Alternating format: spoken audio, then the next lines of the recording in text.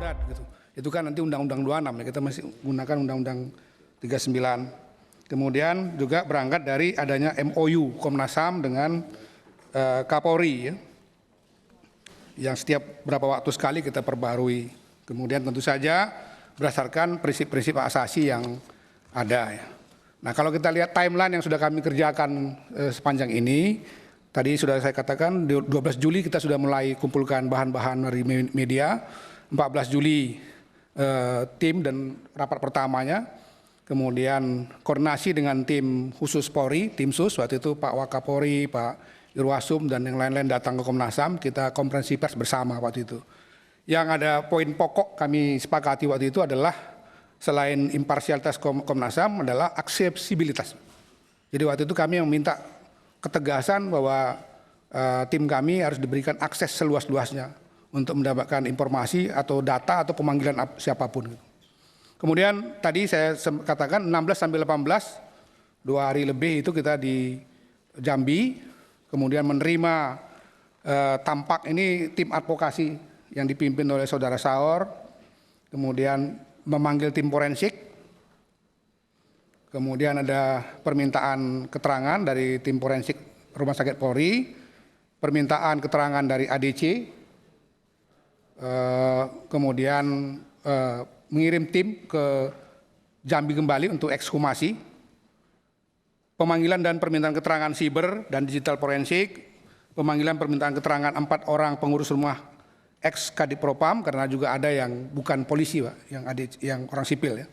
Pemanggilan tim senjata api forensik Puslapor, pemanggilan permintaan keterangan Kadif Propam, pemanggilan keterangan terhadap tim forensik Rumah Sakit Polri, pemanggilan keterangan, permintaan keterangan tim penyidik Bareskrim Polri. Kemudian juga pemanggilan permintaan keterangan pada istri ya. Tapi sampai hari ini belum bisa berlangsung. Pendalaman keterangan Baradae setelah dia mengubah keterangannya kami panggil kembali. Tapi karena sudah jadi tahanan Bareskrim kita yang datang ke sana Pak. Olah TKP oleh Komnas HAM di Kompleks Polri Duren 3. Nah itu saya kira terlalu detail Pak saya jelaskan ya. Jadi mungkin nanti kalaupun ditambahkan oleh Pak Anam bisa. Tapi kemudian dari seluruh hal-hal yang tadi itu maka memang kami mendapatkan kaitannya fokusnya dengan asasi manusia. Ya, telah terjadi peristiwa kematian Nopriansah Yosua Huta Barat pada 8 Juli 2022 di rumah rumah dinas Irjen Verdi Sambo di Jalan Duren 3 nomor 46 Jakarta Selatan.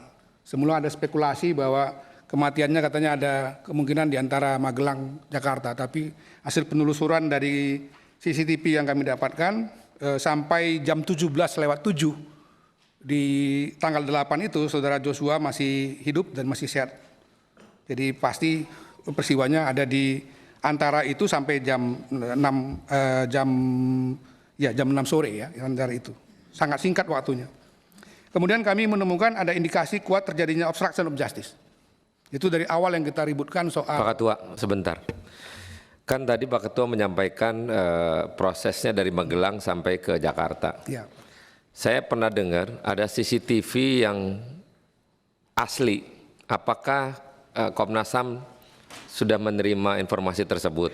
Jadi dipindahkan di satu buah laptop dan akhirnya pengakuan itu disampaikan kepada penyidik. Kira-kira Pak Ketua Komnas HAM apakah sudah mengetahui detail daripada CCTV yang asli? Yang raw material Pak ya, yang raw material kita dapatkan Pak. Itu. Jadi selain yang pertama kali diberikan ada 20 CCTV itu, kemudian kita meminta lagi yang raw materialnya dapat. Nah, fokus kami memang terkait dengan CCTV itu adalah untuk membuktikan spekulasi ya, yang sebelumnya beredar bahwa saudara Joshua ini katanya meninggal mengalami penyiksaan di antara Magelang, Jakarta. Dan itu sudah terjawab. Karena sampai jam 17:07 dia masih hidup dan dalam kondisi sehat. Jadi berarti setelah itulah dia, dan itu tanggal 8 di rumah dinas atau TKP itu.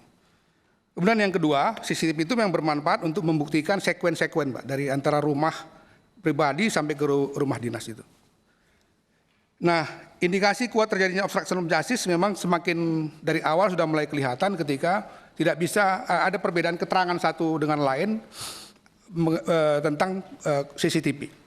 Satu bilang disambar petir, rusak, satu lagi bilang memang sudah hilang sebelumnya, bahkan ada kecenderungan menyalahkan saudara Joshua. Jadi kami sudah sampaikan ini pada Joshua untuk diperbaiki, tapi dia nggak perbaiki. Karena katanya Joshua itu juga karuga, ya, kepala rumah tangga. Itu, dari situ kita mencoba mencari titik ya, atau jejak dari obstruction of justice itu. Nah, kami juga mendapatkan keterangan dari saudara Pera, teman dekatnya Joshua ini, di tanggal 14 itu, yang menceritakan bahwa tanggal 7 malam memang ada ancaman. Gitu. Jadi yang dikatakan oleh pengacara itu kita sebenarnya sudah dapat sebelumnya. Terdapat fakta pada tanggal 8 Juli pukul 16.31 ya, saudara Joshua itu masih hidup dan memang bertelepon dengan Pera. Itu keterangannya persis, kita lihat lagi screenshotnya memang 16.31, jadi bukan 16.43. Dan 17:07 dia masih keluar dari rumah pribadi. Terkait luka pada tubuh Brigadir J yang diduga kuat penyiksaan, saya kira itu menunggu hasil otopsi. Sekarang sebentar lagi ada breaking news. Meskipun dalam pemanggilan kami terhadap tim forensik Dokes itu, mereka sudah menyampaikan hasil pemeriksaan mereka. Tapi karena kita waktu itu sepakat untuk menunggu hasil otopsi ulang, maka kita tidak menyampaikan hasil otopsi yang pertama meskipun sudah mereka sampaikan secara komprehensif. Nah, kaitan dengan isu hak asasi manusia, mungkin kita bisa lihat di pasal 1 Undang-Undang 39. Jadi pelanggaran hak asasi manusia adalah setiap perbuatan seseorang atau sekelompok orang, termasuk aparat negara, baik disengaja maupun tidak disengaja, atau kelalaian, membatasi dan atau mencabut hak asasi manusia seseorang atau kelompok orang yang dijamin oleh undang-undang dan tidak mendapatkan atau dikhawatirkan tidak akan memperoleh penyelesaian hukum yang adil dan benar.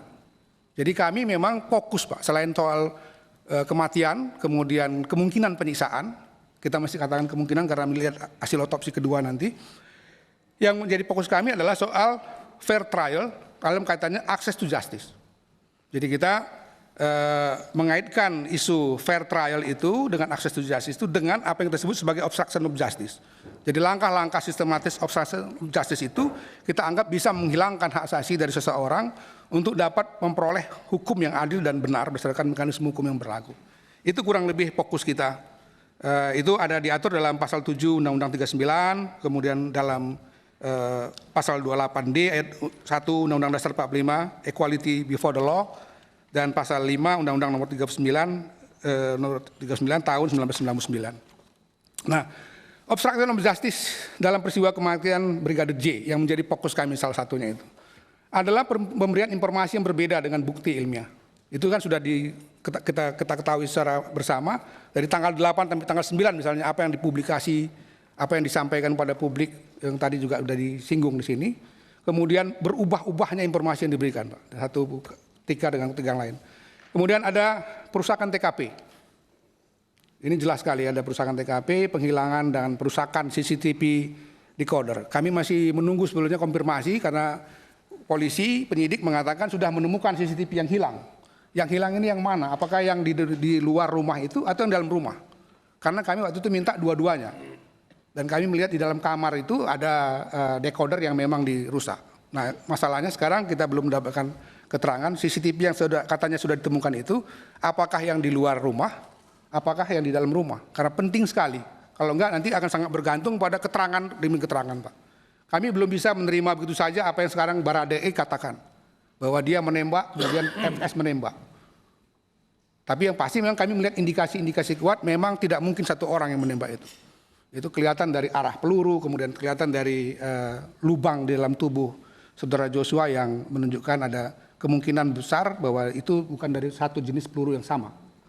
Kemudian penghilangan dan penggantian handphone, Pak. Sebagai contoh misalnya beberapa ADC itu mereka diambil handphonenya tanggal 10 tanggal 10 ya. Tanggal 10 kira-kira jam 1 pagi mereka dikasih handphone baru. Saudara Richard atau Baradae tanggal 19 diambil oleh Makobrimob dikasih lagi HP jenis baru. Dari HP yang antara 10 sampai 19 itu ditemukan, Pak. Ada upaya-upaya membangun skenario misalnya. Yang jawaban-jawaban sebagai bawahan pada atasan, siap komandan. Nah, itu misalnya itu sangat kentara di situ. Tapi HP pada tanggal 10 ke belakang, termasuk pada hari H itu sampai sekarang belum ditemukan. Jadi mungkin ini bisa juga nanti pada pertemuan dengan Kapolri dan Mabes Polri bisa ditanyakan apakah itu sudah didapatkan. Karena itu sangat penting saya kira untuk mendukung. Kalau enggak nanti dalam proses persidangan kita khawatirkan sangat bergantung pada keterangan demi keterangan, meskipun sudah ada pengakuan terbuka dari saudara FS ini kepada penyidik maupun kepada Komnas HAM bahwa dia adalah otak dari pembunuhan ini dan otak dari rekayasa. Itu dikatakannya. Penghapusan jejak komunikasi, pesan, panggilan, telepon, dan WA. Kemudian penghapusan jejak digital atau foto-foto. Nah, di publik memang terjadi berbagai kesimpang siuran mengenai informasi apa yang menjadi peristiwanya, apalagi kemudian dikaitkan dengan isu tentang motif yang itu menjadi semakin tambah seru ya dalam tanda petik karena ada isu-isu yang kemudian itu sangat privat itu. Hambatan dan tantangan kami saya kira waktu pelaksanaan permintaan keterangan Komnas HAM RI terhadap para pihak bersamaan dengan pemeriksaan. Jadi untuk kali ini agak beda, KM 50 dulu Komnas HAM penyelidikan. Setelah itu hasil penyelidikannya dikasih ke Barreskrim. Kalau ini kan berbarengan.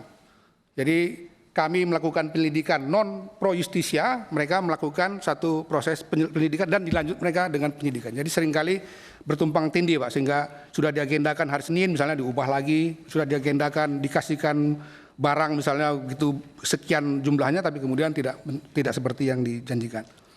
Banyak informasi yang beredar di publik yang simpang siur sehingga menimbulkan asumsi negatif dan meluasnya ujaran kebencian khususnya di media sosial. Jadi saya sependapat dengan Pak Ketua ya.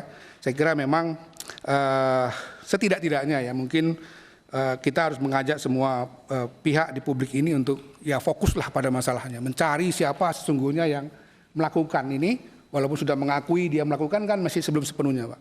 Apa benar misalnya kalau dipakai Baradae keterangannya apa benar cuma berdua?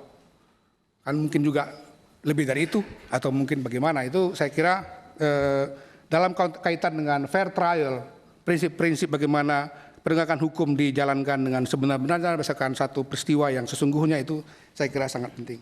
Saya kira demikian Pak Ketua, kalau masih diizinkan mungkin Pak Anam bisa menambahkan yang lebih detail karena beliau yang memimpin tim